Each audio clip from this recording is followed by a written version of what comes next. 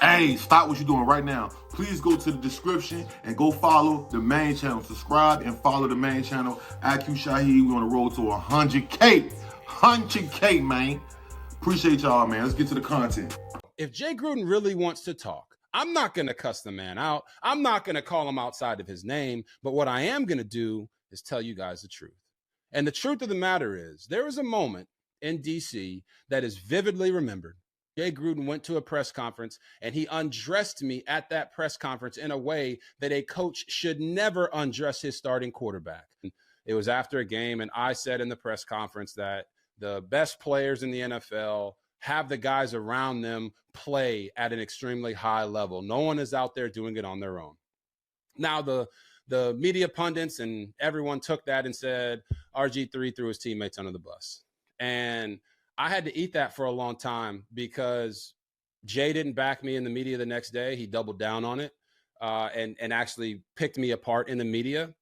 But what people don't know is that the only reason I went to that press conference and said what I said to challenge my teammates through that press conference was because Jay Gruden asked me to do that. What hurt me about that was the fact that after I did that in the press conference, not only did Jay Gruden not have my back, but he actually burned me with it.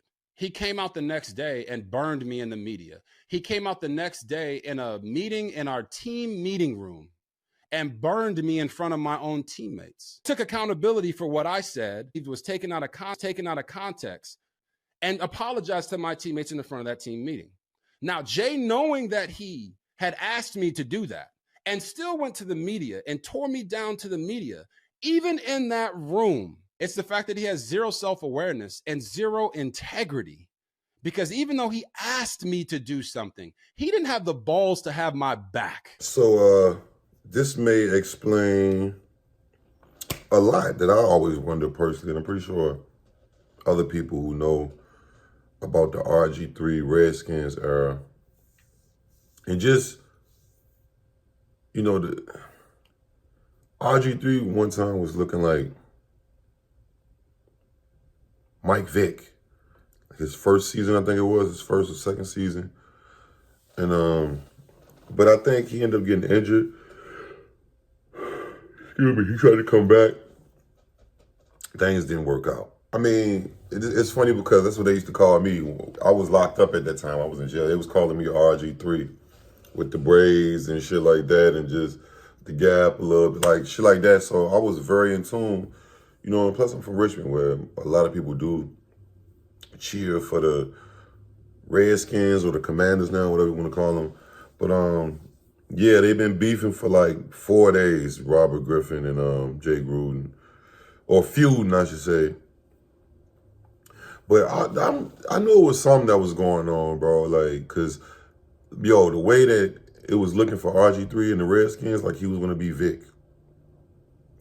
Like, it was a special moment, like about to take place, and hopefully it was gonna make it was actually making the team. Like he was winning, he was helping win the games and shit. But I always thought of that era was like a lost era, bro. It was like, what the fuck happened?